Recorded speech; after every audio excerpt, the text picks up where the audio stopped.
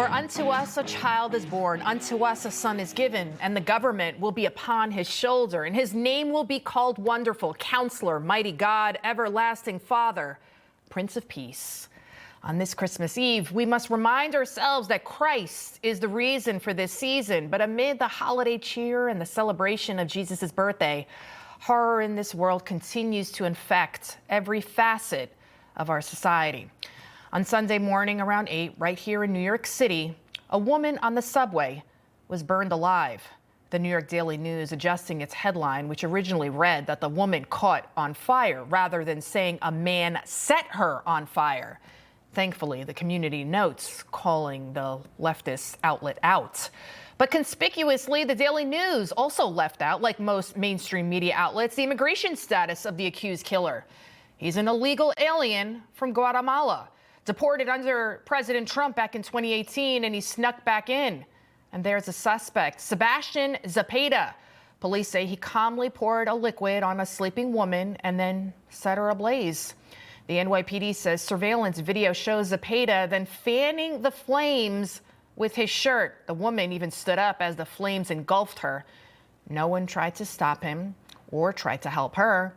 And they could have, because the subway car was not empty. We know this because several people recorded the incident. 3 teenage boys then pointed out the killer to police. Apparently, the killer just calmly sat on a bench as cops investigated the horrific scene. There's even a report that a cop walked by and saw her on fire and did nothing. So the question is, if there were several people on the subway, the suspect clearly intoxicated, a man of small stature, why didn't anyone do anything to stop him or help her? I would have taken off my jacket. I would have done something, anything. Some are calling this attitude of, I'm not getting involved, this total indifference to human suffering, the Daniel Penny effect. Daniel Penny is a 26-year-old Marine veteran who faced 15 years behind bars when he neutralized a deranged homeless man on the subway.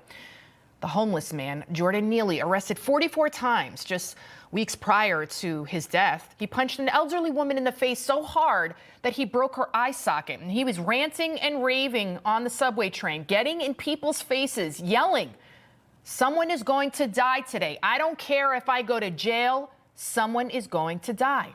Penny, using his Marine training, neutralized Penny, putting him in a headlock. The defense's medical examiner finding that Neely died as a result of a drug overdose and an underlying medical condition.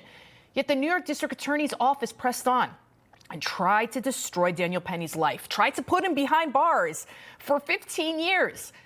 Thank God a jury acquitted Penny of all charges. But the trial, clearly leaving a chilling effect on Americans everywhere, now afraid to do the right thing. We're living in a world where things that were clearly right are now painted as wrong. The media is playing a large role in this disconnect. Most newsrooms, I can tell you because I've been a journalist since I was 19. They're filled with liberal elites who live in their own little bubble world. They're chauffeured to and from work, dinners and appointments. These are not people who have to ever worry about someone trying to set them on fire, kill them, get in their face that they're going to kill them while they're trapped underground in a subway car. Subways are for poor people, right? But Governor Hochul of New York, there she is. She's posing for selfies, and she was boasting about the safety of the New York subways just the day before this horrific murder on the subway took place. I'm on the subway train heading out to Queens Center. I have a lot of, not quite last minute, but I have holiday shopping to do. I've got an adorable 2-year-old granddaughter, so it's a lot more fun to shop. I can take the subway wherever we need to go. And I want all New Yorkers to feel safe, which is why we've added so many more National Guard, over 250 more people that'll make sure that your ride is as safe as it can be.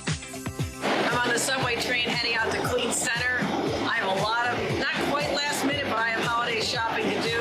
I've got an adorable 2-year-old granddaughter, so it's a lot more fun to shop. I can take the subway wherever we need to go. And I want all New Yorkers to feel safe, which is why we've added so many more National Guard, over 250 more people that'll make sure that your ride is as safe as it can be.